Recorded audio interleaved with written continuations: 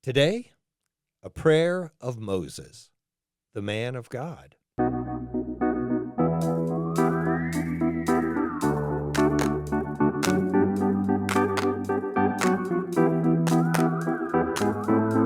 Welcome to Coffee with Creamer, where you get to sit down with our host, Dr. Barry Creamer, for a conversation about faith, life, and culture.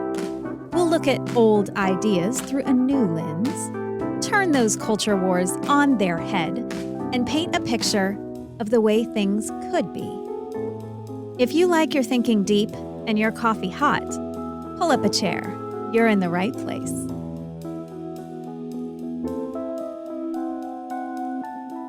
That's an easy introduction. Psalm 90. That's the superscript. A prayer of Moses, the man of God. I will, just before we begin into the psalm, which you'll be familiar with, it's 17 verses, really beautiful, powerful psalm that we'll go through in just a few minutes.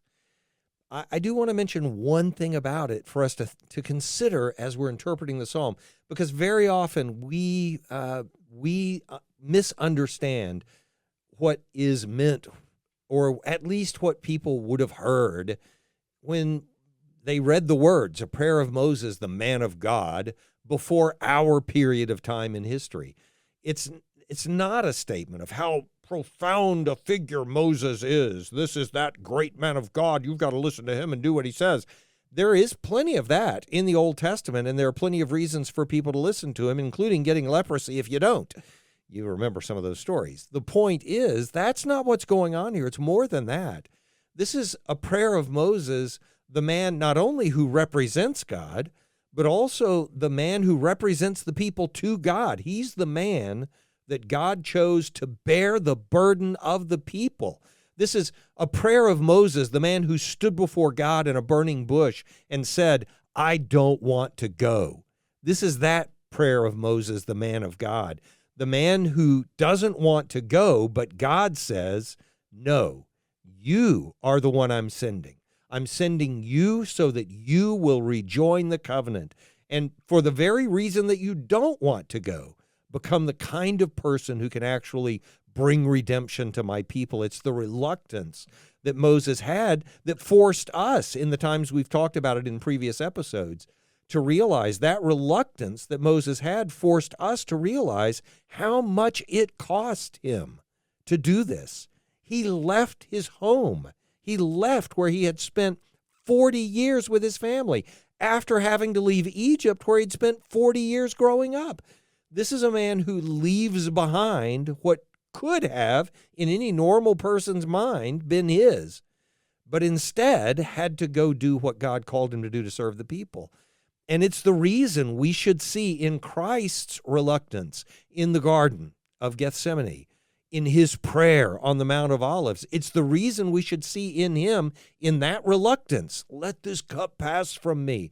Not a declaration of weakness on his part, but an understanding of the cost. I'm doing this for the very people who are going to betray me. This is what it costs. Now, I'm not saying that because there's a lot of betrayal in here or a lot of messianic reference that I'm going to need to call back to as I read through the psalm. That's not the point. But you'll hear in the very first words that Moses is speaking on behalf of all the people.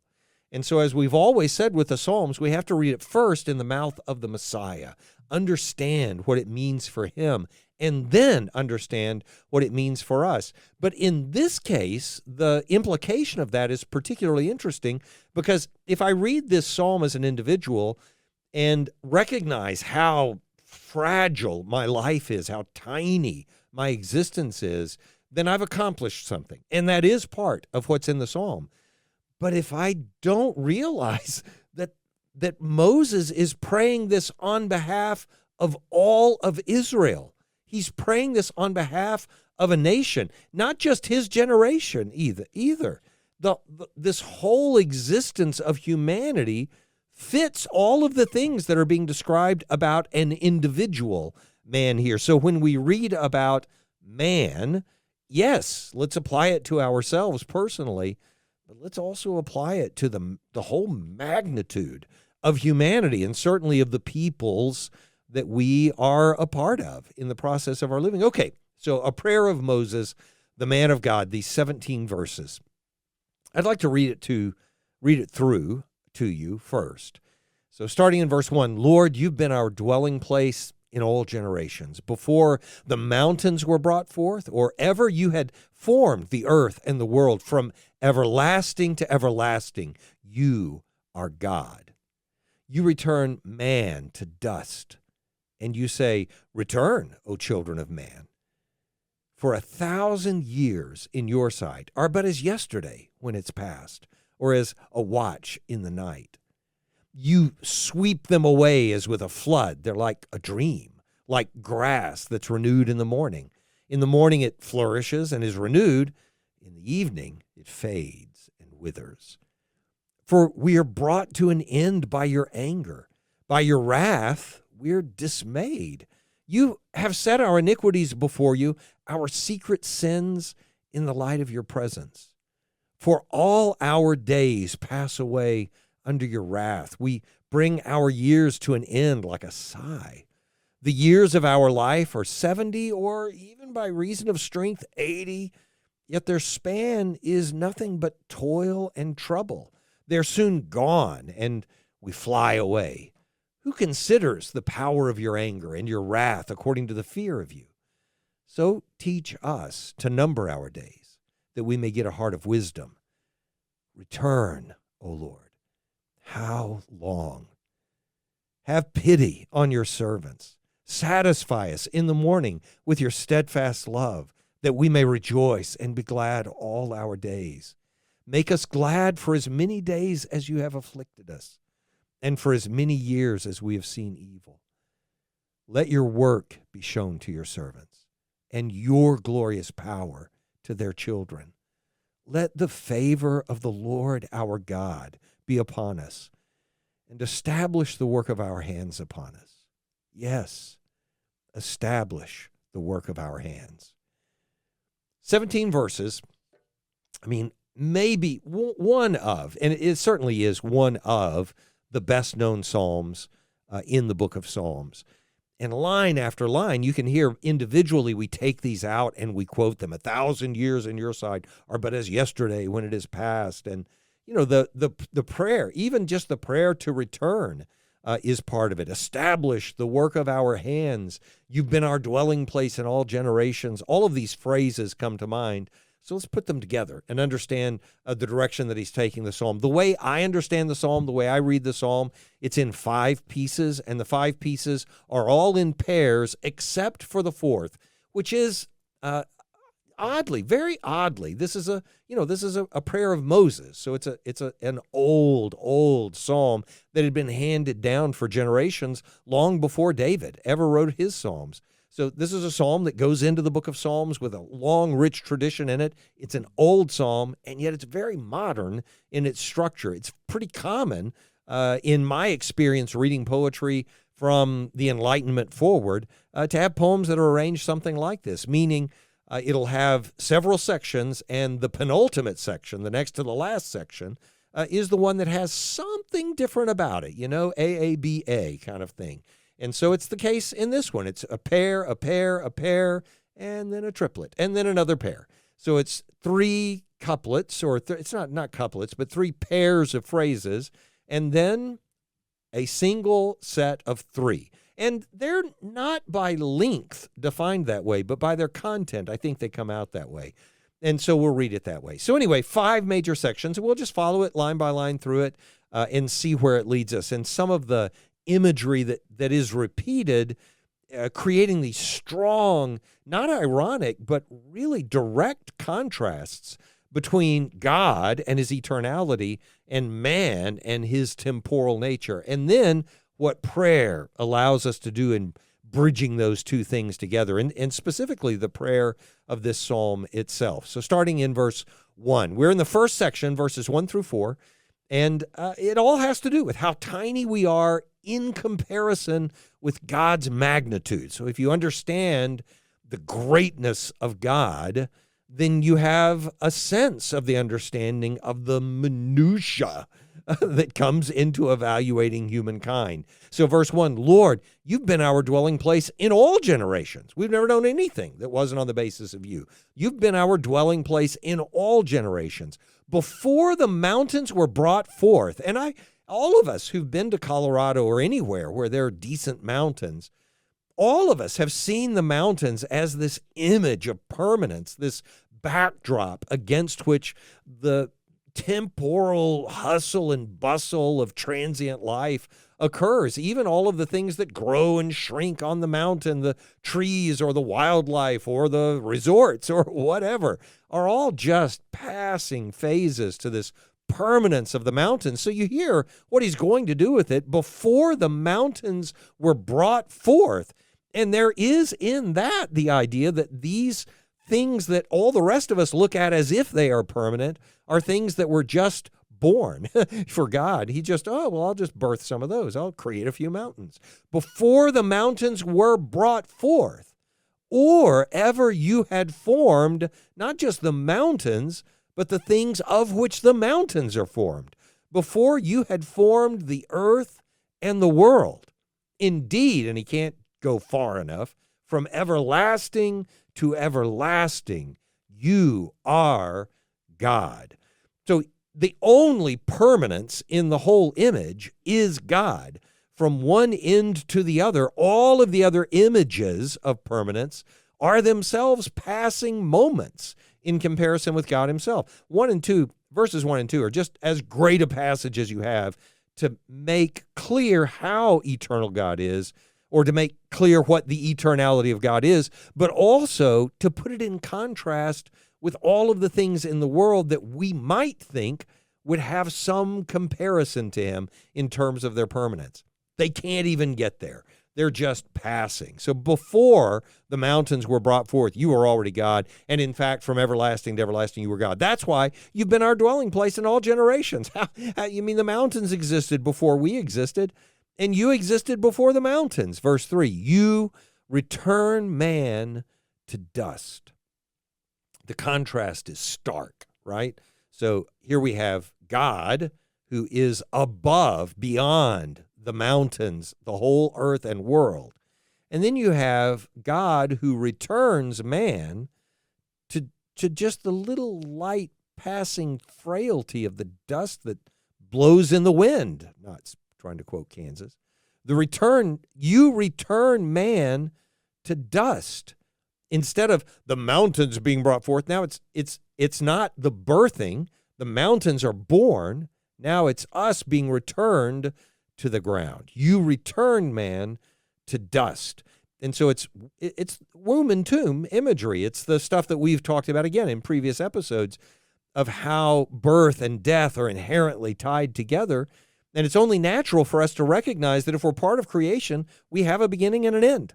Just like the mountains have a beginning and an end. They were brought forth by God. The implication of this is they will also have an end. We won't see it, though, because our end is so much sooner. You return man to dust. And you say, return, O children of man. Now, there are a lot of ways to take that statement in verse 3. You say, return, O children of man. The two most prominent are, I think, both fair. They're both true about this. You return man to dust, and you say to him, return, O children of man. So I'm returning you to dust. You give us the command, and we perish in the moment, right? So he's just giving the command for us to return to dust. I think, obviously, and later in the psalm, I think this will become even more apparent. But really, it's just as valid a statement here. Again, later it becomes fairly obvious. But here, it is possible to read this as God. So, I mean, one of the biggest problems I have in my life is that I am sarcastic. You know, that's not the biggest problem. The biggest problem in my life with my sarcasm is that I like being sarcastic. I enjoy it. I think it adds meaning to the things that I say. So I value it, which is, you can see, is a real problem. This can really bite. And I say sarcastic as if God would be sarcastic in it. There are times when he says things that you think are sarcastic, you know? And so I will put it in that category, but I mean, it's just such a powerful invocation of opportunity for us to demonstrate a strength which we obviously and patently do not have. So God returns us to the dust and then turns around to the dust and says, oh, come on back if you can. You have power. Come on back. I mean, all I did was just take the elements from which I had made you and return you to them. So, take the elements and just return yourself to me. Return, O children of man. He could be doing that. I think in the psalm, we're supposed to read it both ways. First, this time, probably just as an affirmation or an emphatic following on him returning us to the dust. Return to the dust. Oh, man. So we're just returned. You'll see later in the psalm why I think it makes sense for us to recognize that he has a power we don't have and that we can call on him for that power. And so we'll come back to that second reading later on in the psalm. On to verse 4, where we are. Still finishing the first section. We're tiny considering God's greatness. That's this whole section. So here, God returns us to dust. God existed before the mountains were even brought forth, before the earth and the world existed. He already was. So he's eternal. And what does he do with us? He just returns us to dust.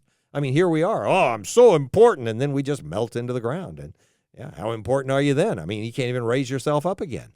And then he says it a different way in terms of time. So in verse 4, for 1,000 years in your sight, God, are but as yesterday when it is past, or as a watch in the night. So for us, we think, oh, man, that was yesterday. That was so yesterday, all those things. Or a watch in the night. Oh, man, I can stay up one night. Maybe, and this is important. I got to stay up all night long. Okay, I'll stay up all night long. For the Lord, 1,000 years is like that. It just passed, just like that. I mean, it's over. It's done.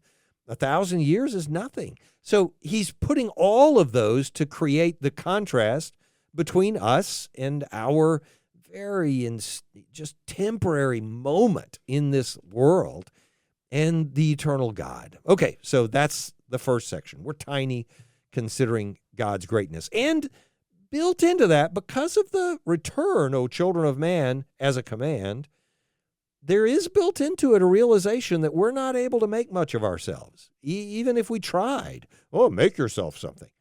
We can't. We can't make ourselves into something more substantial. We run out of time. We run out of resources. We never had the power. So we can't do it. We're not able to make ourselves into something more substantial. But God's pretty great, So verses 1 through 4, that's what you would have.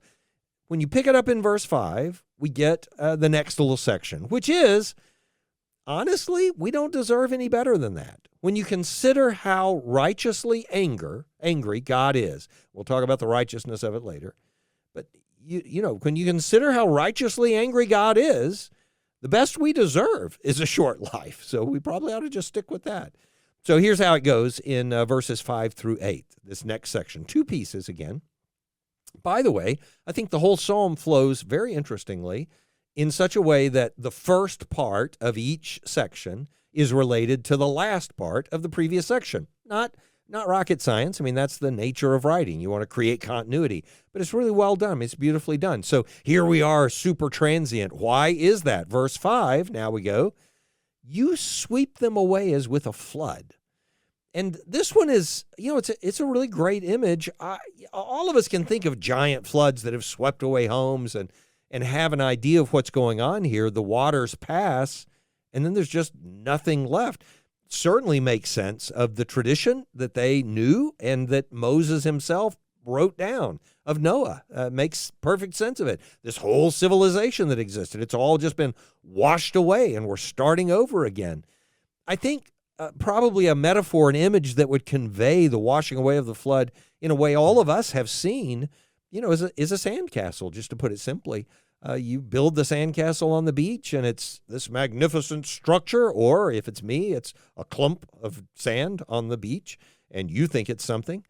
And then a wave comes, and, literally, it's just gone. It was there, and then it's just gone. It's as if it was never there. And so that's what the last half of verse 5 is making clear. So you sweep them away as with a flood. So you bring this judgment and they're gone. They're like a dream, which means it's as if they were never there.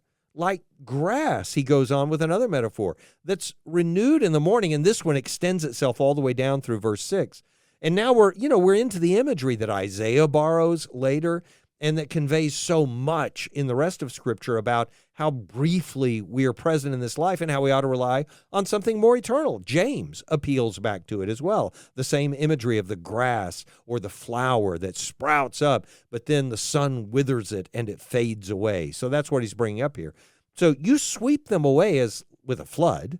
They're like a dream, as if they were never there. They're like grass that's renewed in the morning. Oh, look at the fresh grass field. Fantastic. In the morning, it flourishes and is renewed.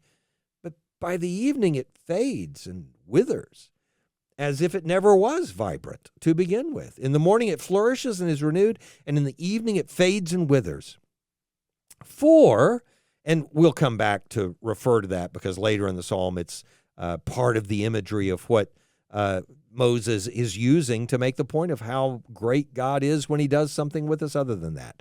So anyway, in verse 7, when we are brought to an end by your anger, by your wrath, we're dismayed.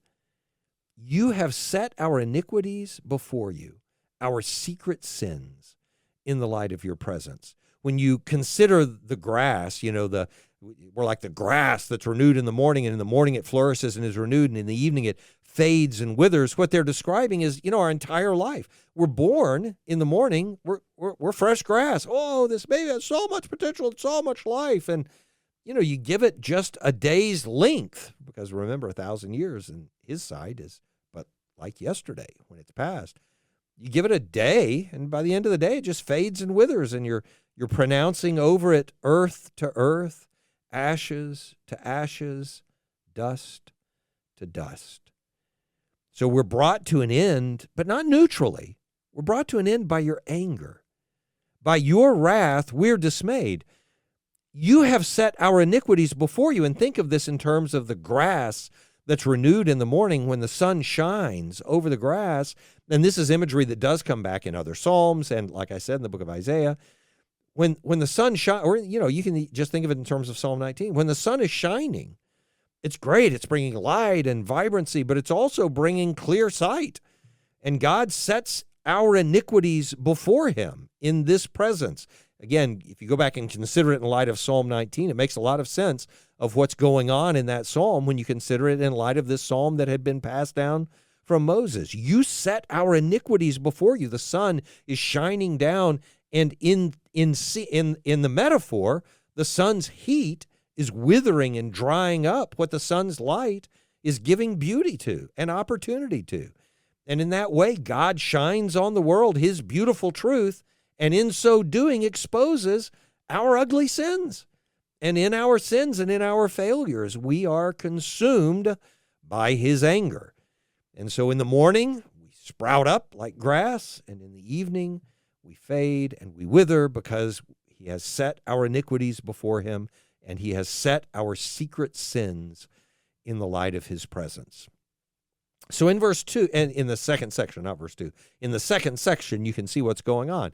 The first section, we're tiny, considering how great, how enormous and eternal God is in his power and being. And in the second section, we're considering the contrast with us. We have a short life, but we sort of deserve a short life, considering God's anger with us. In the third section, what we realize is that this life that's facing judgment and that, is short, is also full of trouble in the days that we do have. And there's something that trouble ought to be alerting us to. If the metaphor had been continued, it would be like saying, maybe you should put a shade over that grass there. I think it's going to wither up by tonight. And so, something would jump up and say, well, let's do something about it. We can see where this is going, so let's change something.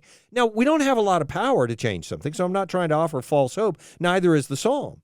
But by the time we get to the third section, we are thinking, wow, something's got to give here. I realize how eternal God is, and my life is passing just like that. And I know of the trouble and the misery that I'm facing in life one day after another. And think of Moses' life. So, what are we supposed to do with this? So that's what's going on in the third section, starting in verse 9, which carries down again to being brought to an end by God's anger, right? So starting in verse 9 now, for all our days pass away under your wrath. We bring our years to an end like a sigh. The years of our life, and that's desperate language. All our days pass away under your wrath. Now, I know that not every day is filled with misery, but every day is righteously recognized as deserving, at least, the full wrath of God to be poured out on it. So why don't we receive it? Well, because God's gracious. That's the whole nature of grace. So we have this intervention of God's own mercy on us in the process. But we should recognize in the light of his presence that our days are passing away under his wrath, even when he's graciously intervening on our behalf. So we bring our years to an end like a sigh. And this is just, that's a pretty potent description of death. Not it's not wartime glorious death, fighting the enemy till the last moment. It's not that. It's if you have the whole of your life, which is what he's about to describe for us. If you have the whole of your life and you live it all out in the best way possible, you still know the trouble that came with it. And when you get to the end of it, there's nothing more than just that last breath. And then you're done. Don't give up on me. I'm not trying to be depressing, but that's the point in this psalm that we're out. We bring our years to an end, not like a victory sign. Oh, yeah, I won, now to heaven. It's not that's not what happens. I've been at the bedside over and over again, and it's not necessarily misery, but it is a sigh, and life comes to its close. All our days pass away under your wrath. We bring our years to an end like a sigh. The years of our life are 70. This is the standard statement. I know lives are going longer now. Moses isn't writing a law of the nature of anthropology that men can only live 70 years. He's just describing what they were experiencing and what most of us have experienced in lives that are well provided for and cared for. The years of our life are 70, let's say, or even by reason of strength, 80. I mean, they had the stories of Joshua and Caleb, and they knew what it was to be 85 years old, and his strength was not abated. And he said, give me this mountain. That's fine. I've met 85-year-olds like that. Sometimes you want to say to them, man, act like an 85-year-old. I'm just joking, sort of. But you get the point. It's like, wow, that guy's really pushing. Okay, fine. So by reason of strength, you have a few more years. But here are the two other things that are true about that. And I've known, what do you call them, centenarians? Is that the correct term? People who live to 100. I've known people who live to 100. Plenty of people who live to 90, one after another who've lived to 90, and honestly are reckoning with their life pretty well. I'm really happy for them. But no matter how much time you add to your life. And look, I'm just trying to bring to you what the psalm says, and this psalm says it pretty bluntly. So I can't avoid what's normally in my soul to say anyway, so I can't pass it all off on a psalm. It's part of my temperament. But I mean, adding 5 years to your life, glory to God, hallelujah. Every day matters. I am grateful for every day that I have. I always want to be that way. But I also want to recognize that no matter how many days I add to it, when I look back, they are all already going to be well under the bridge. When God says to me, this is your last day. This is it. Now, I'm not saying he'll say it out loud, but you know what I mean when I know I'm taking my last breath. So this psalmist is saying it this way. Even the days we do have, they pass away under your wrath. We bring our years to an end like a sigh. We run out of strength and just breathe our last. The years of our life, let's say, are 70. Or maybe you built a lot of strength and so you live 80 years. But what was in it? This is the next verse. This is all in verse 10. Yet their span is nothing but toil and trouble. What did you do? Fight this, wrestle with that, solve that problem, work on that issue? Their span is but toil and trouble. Again, not trying to be a pessimist, just trying to give you what the psalmist says. And we're not left without hope. There's hope. This psalm this is a relief of a psalm, actually. It actually does offer direct hope at the end of the psalm. But here, in the reality of everyday life, the statements are a comeuppance for us. Yet, even if you lived 80 years, I'm going to be strong, I'm going to live longer, what are you going to have? Toil, trouble, and then even those days are soon gone. And what do? We fly away. So if our goal is just to live longer, we got the wrong goal. I mean, it's like saying, I just want a bigger bowl. I want a bigger piece of cake so that you won't run out of cake. It's like, if I have a bigger piece of cake, I won't run out. You're still going to run out. Nothing lasts forever in this world. It can't. And our life is the same way. It lasts and then it ends. That's where we are. So they are soon gone, and what's left of us? We fly away, as if we ended our life with a sigh and we were just sent out the window, with the dust that went out the window.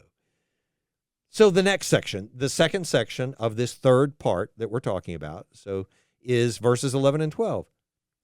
As we go back to reflect on the wrath of God about this and what it means for what we should do. So in verse 11, who pauses to think every day of the power of your anger and your wrath in accordance with how much we should fear you? Who does that? Who wakes up in the morning and says, your wrath should consume me today, and the brevity of my life should shock me into realizing that today it is critical that I figure out what God wants from me and live purely in that. Who wakes up every day and says that? I'm not saying it never happens. And I hope it happens every day in your life. I hope it happens every day in my devotional time, in my life. But it's really hard to maintain the intensity of that awareness. If you read the prayers of a David Brainerd or someone like that, I think you hear the prayers of someone like that. And he died at 27, I think, something along those lines. That I admire. That's where I've always wanted to be. When I describe, I like the idea of self-loathing. I don't mean that in the psychological sense. I don't mean you should look at yourself and hate yourself. What I mean is we should be able to examine the dust nature, the worm nature, the weak nature of our existence, and the part of it that really ought to be consumed by God's anger every day. And then say, now, what? Verse 12. This is verse 12 in Psalm 90. So teach us to number our days so that we can get a heart of wisdom. Not teach us to number our days so we can get more of them. That prayer that's not the point. How can I get more days? That's not to say a long life isn't a blessing. It is a blessing. It's the blessing that comes with honoring your father and mother. It wouldn't be stated if it weren't a blessing. So we're grateful for long life because we're grateful for each day in that life. Not because we're glad our life didn't end. That's not the point. The point isn't to defer the end. The point is to live each day. In what way? With a heart of wisdom. Growing closer to what God wants us to know about Him, about us, and about how those two things go together to do what? It'll be the last section. When we get to the last section, then we'll answer the what. We still haven't given any content to it. And we won't give specific content to it there, but we will make sense of something God does with us in the last section, verses 16 and 17, as you'll see. Okay, so now on to the fourth section, which has to do with our hope for change. When God was speaking to us after He, turned us to dust and said, "Return, O children of man." It's absurd to think that He would be saying to us, "Oh, yeah, come back from the dust then. Make yourself into something." We are dust. Even now, we are dust. So in a realistic, I don't mean realistic as in literal, but in a realistic sense of reading this psalm, reading the images, the way they're given to us, and the way poems actually work, I think we are supposed to see ourselves as a clump of dust. We are dust. That's how God sees us. When you're reading the Psalm 103, he remembers our frame. He knows that we are dust. When he's saying those things to us and then says, return, O children of man. He's saying, return from the dust, O children of man. He could just as easily be saying to us, give me something worthwhile, you children of dust. But we can't. We're just dust. What are we supposed to do? We're just a pile of dirt. And we're a pile of dirt only for a brief moment, like a dream that passed away or something a flood washed over, and then it just existed no more. How on earth are we supposed to do anything of substance? We can't. We cannot make anything substantial of ourselves at all. But listen to what comes next in the psalm. Return, same word, different point, because in the previous point it was come back. Make yourself come back. But now it is turn, O Lord, in verse 13. But the translation is not wrong. Return, that's the idea.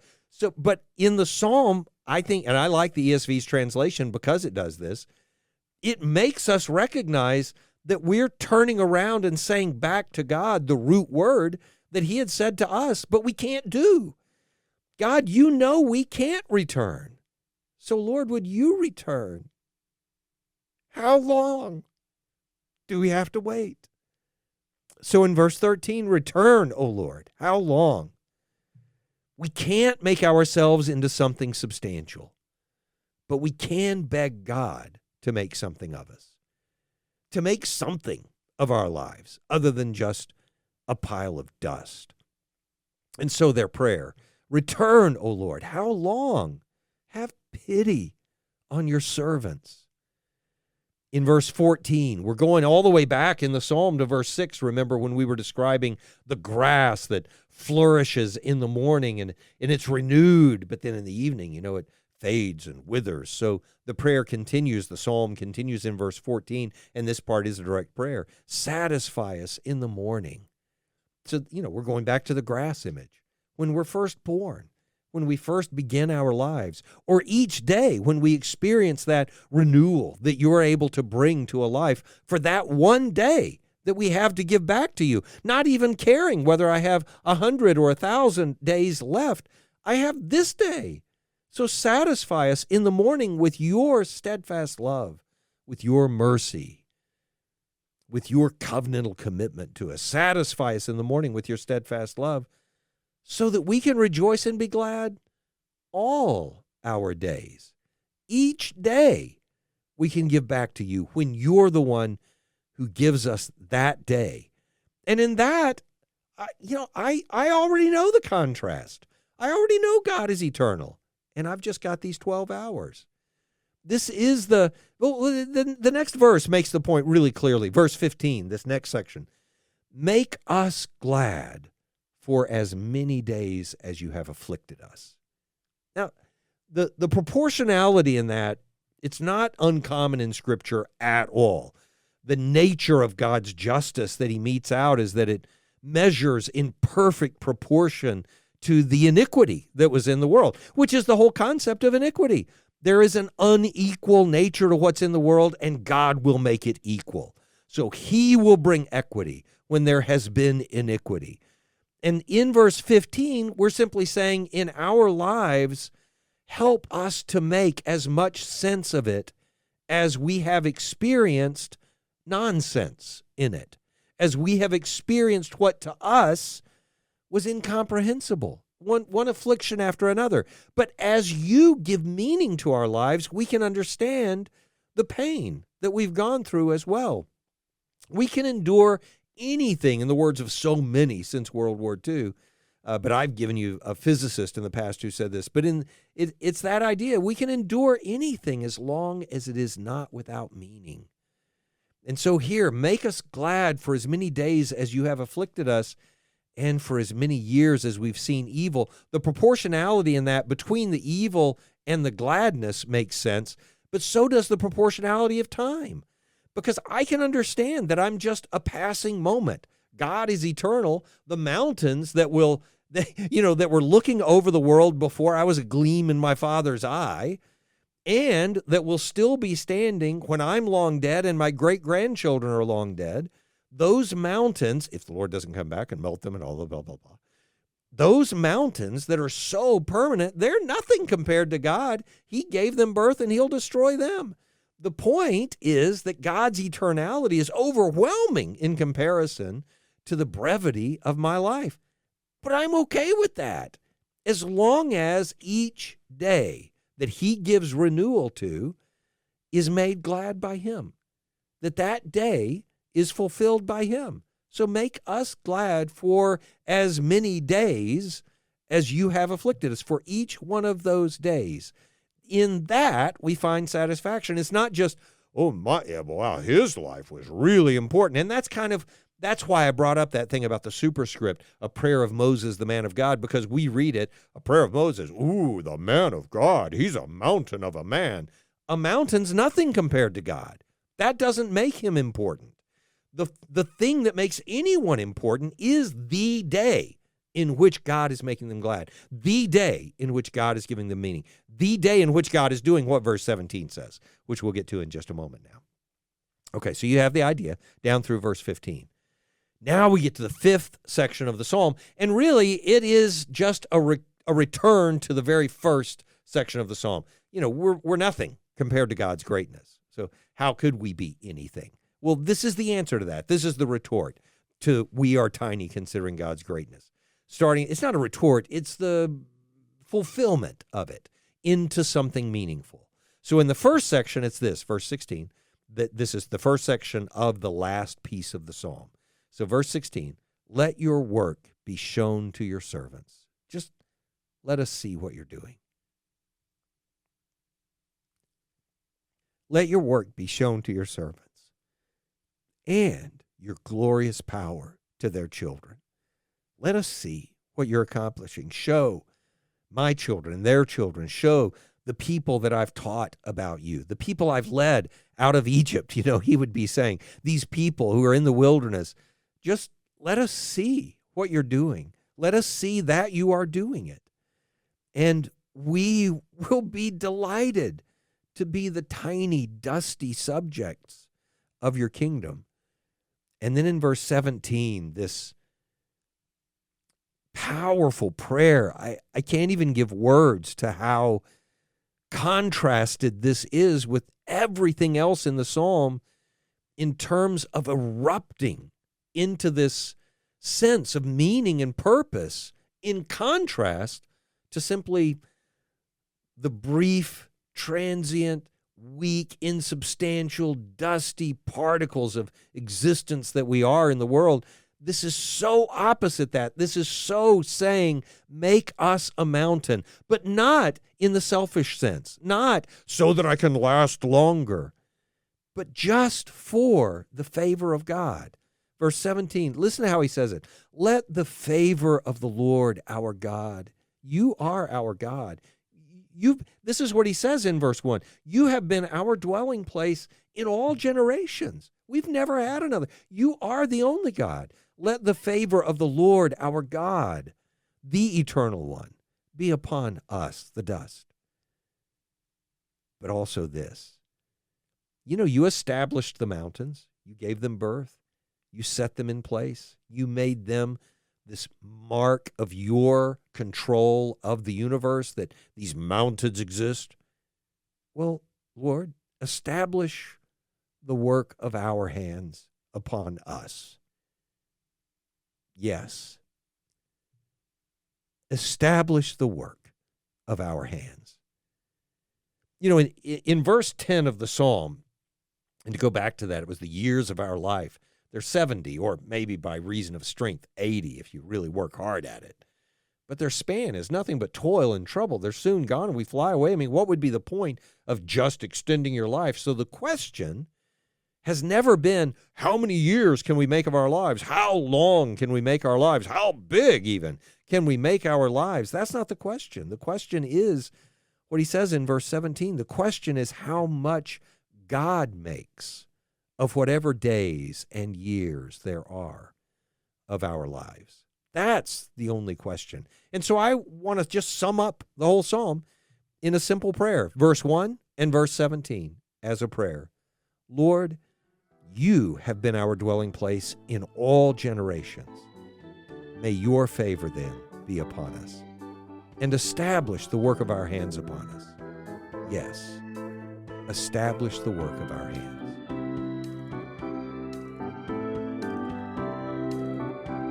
Thanks for joining us for Coffee with Creamer. Your cup of coffee may be finished, but we are not. Come back next week for a refill as we sit down to examine a new set of ideas and cultural issues. Don't miss an episode. Subscribe wherever you get your podcasts or visit our website at barrycreamer.com. Until next time, keep your mug hot and your mind sharp.